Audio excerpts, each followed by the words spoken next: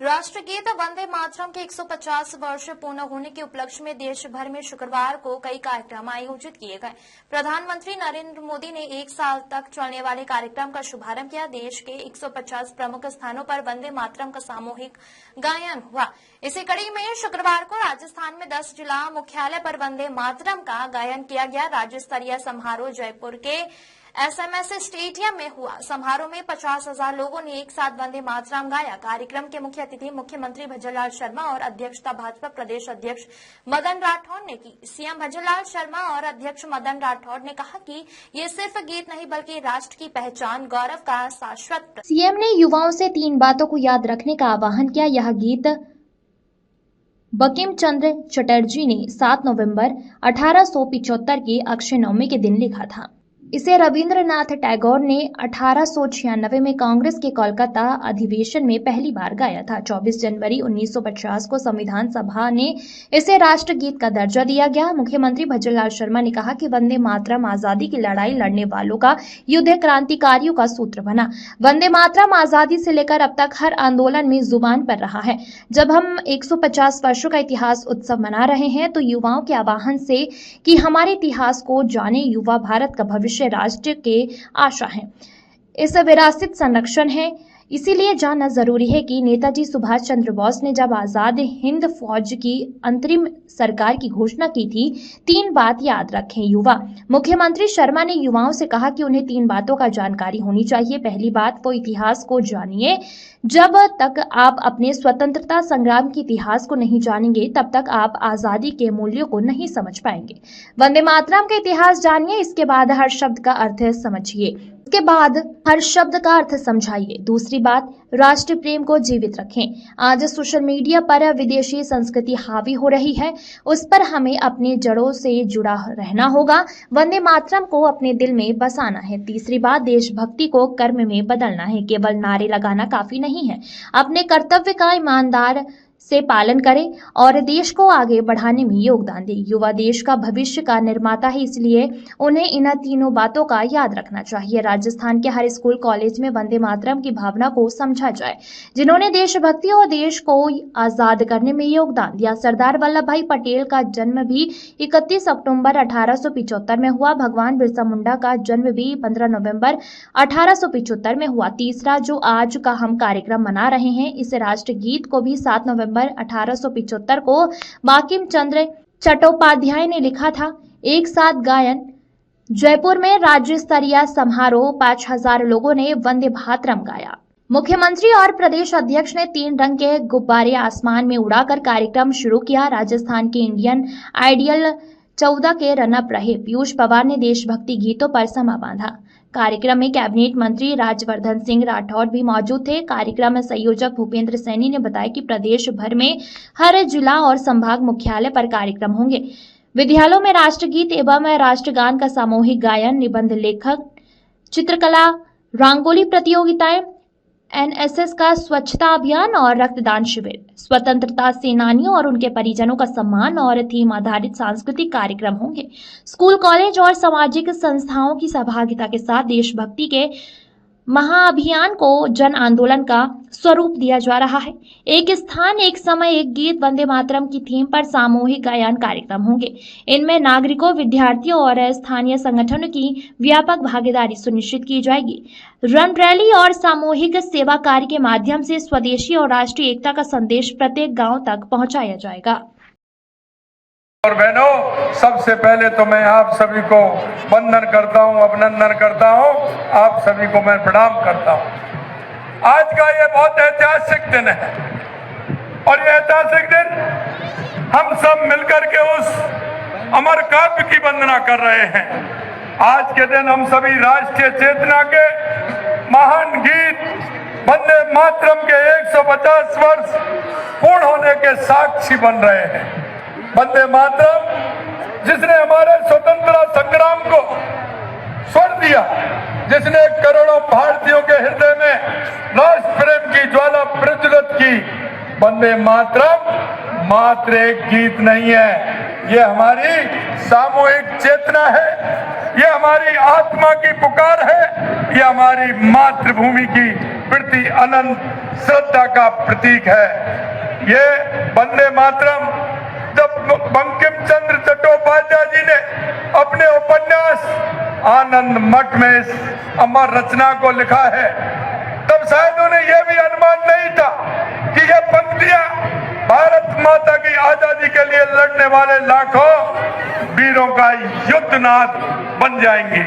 ये गीत हमारे स्वतंत्रता संग्राम का प्राण तत्व है, क्रांतिकारियों का मंत्र बना है, एकता का सूत्र बना है। गुरुदेव रविंद्रनाथ टैगोर ने कोलकाता में इसे गाया तो पूरा सभागार भाव विभोर हो उठा। आजादी की लड़ाई से अब तक वंदे मातरम हर आंदोलन में, हर जुलूस में, हर भारतीय की जुबान पर है। आज जब हम 150 वर्षों का इतिहास उत्सव मना रहे, तो मैं विशेष रूप से आप युवाओं से संवाद करना चाहता हूं। आप भारत के भविष्य, इस राष्ट्र की आशा है और इस महान विरासत के संरक्षक हैं। क्या आप जानते हैं कि नेताजी सुभाष चंद्र बोस ने जब आजाद हिंद फौज की अंतरिम सरकार की घोषणा की थी तो उसे उस समय वंदे मातरम गाया था। क्रांतिकारी जब फांसी के तख्ते पर चढ़ते थे तो उनके होठों पर वंदे मातरम होता था। आप सभी को यह जानना आवश्यक है कि अंग्रेज सरकार इस गीत से इतनी भयभीत थी कि उन्होंने ऐसे सार्वजनिक रूप से गाने पर प्रतिबंध लगा दिया था, क्योंकि इस गीत में वो शक्ति है जो लाखों भारतीयों को एक सूत्र में बांधने का काम करती है। इस गीत में वो ऊर्जा भी है जो गुलामी की जंजीरों को तोड़ने के लिए राष्ट्र भक्तों को आत्मशक्ति देती है। वंदे मातरम केवल राजनीतिक नारा नहीं है, बल्कि एक आध्यात्मिक शक्ति है। हमारी सामूहिक चेतना को जागृत करने की क्षमता रखती है। यह गीत हमें हमारी साझी पहचान से, हमारी जड़ों से जोड़ता है। वंदे मातरम केवल अतीत की धरोहर नहीं है, यह आज भी उतना ही प्रासंगिक है। जब हम राष्ट्र की बात करते हैं, जब हम विकसित भारत का सपना देखते हैं, तो वंदे भारत की भावना ही हमारी प्रेरणा है। आज का भारत विश्व में अपनी पहचान बना रहा है। हम अंतरिक्ष में चंद्रयान भेज रहे हैं, डिजिटल क्रांति का नेतृत्व कर रहे हैं, आर्थिक शक्ति बन रहे हैं। यह सब संभव हो पा रहा है क्योंकि हम अपनी जड़ों से जुड़े हैं और अपनी संस्कृति पर गर्व करते हैं। वंदे मातरम हमारी चेतना, राष्ट्र अखंडता एवं एकता का सूत्र है। भाइयों बहनों, आपने देखा है केंद्र की मोदी सरकार ने 1 अक्टूबर को वंदे मातरम के 150वें वर्ष के राष्ट्रव्यापी समारोह की स्वीकृति देकर एक ऐतिहासिक निर्णय लिया है। यह समारोह एक उत्सव नहीं बल्कि एक राष्ट्रीय आंदोलन है, जिसका उद्देश्य है हमारे नागरिकों को, विशेषकर हमारी युवा पीढ़ी और विद्यार्थियों को इस गीत की मूल भावना से जोड़ना। आज राजस्थान भाजपा का ये प्रदेश स्तरीय कार्यक्रम इस श्रृंखला की एक महत्वपूर्ण कड़ी है।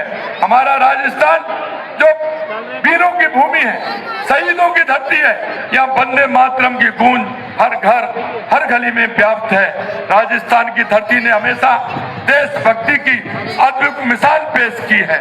महाराणा प्रताप से लेकर रानी पद्मिनी तक, वीर दुर्गादास राठौर से लेकर स्वतंत्रता संग्राम के अनगिनत शहीदों तक इस धरा ने त्याग और बलिदान की अमर कहानियां लिखी हैं। आज जब हम वंदे मातरम की 150वीं वर्षगांठ मना रहे हैं, तो हम यह संकल्प लेना होगा कि हम इस गीत की भावना को अपने जीवन में उतारेंगे। मेरे युवा साथियों, आज मैं आपसे 3 बात कहना चाहता हूं। पहला, इतिहास को जानिए। जब तक आप अपने स्वतंत्रता संग्राम के इतिहास को नहीं जानेंगे, तब तक आप आजादी के मूल्यों को नहीं समझ पाएंगे।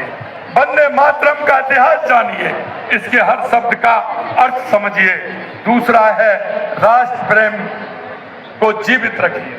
आज की दुनिया में जहाँ सोशल मीडिया पर विदेशी संस्कृति हावी हो रही है, वहाँ हमें अपने जड़ों से जुड़ा रहना होगा। वंदे मातरम गाइए, इसे अपने दिल में बसाइए। तीसरा, देशभक्ति को कर्म में बदलिए। केवल नारे लगाना काफी नहीं है, अपने कर्तव्य का ईमानदारी से पालन करें, अपने देश को आगे बढ़ाने में योगदान दें। आप भविष्य के भारत के निर्माता हैं। आज का ये कार्यक्रम एक अवसर है जब आप अपने भीतर राष्ट्र प्रेम की अलग जगा सकते हैं। मैं चाहता हूं कि राजस्थान के हर स्कूल पर, हर स्कूल में, हर कॉलेज में वंदे मातरम की भावना को समझा जाए। हमारे बच्चे केवल इसे गाएं नहीं, बल्कि इसके हर शब्द का अर्थ समझें, इसके पीछे की कहानी जाने। राजस्थान सरकार इस दिशा में हर संभव प्रयास करेगी। राजस्थान में हमारी सरकार है। आपने देखा है, देश के यशस्वी प्रधानमंत्री नरेंद्र मोदी जी के नेतृत्व में हम हर क्षेत्र में काम कर रहे हैं। माननीय प्रधानमंत्री जी कहते हैं, हमारा युवा, हमारी महिला, हमारा किसान, हमारा मजदूर अगर आगे आएगा तो हमारा देश विकसित देश बनेगा, हमारा राजस्थान विकसित राजस्थान बनेगा।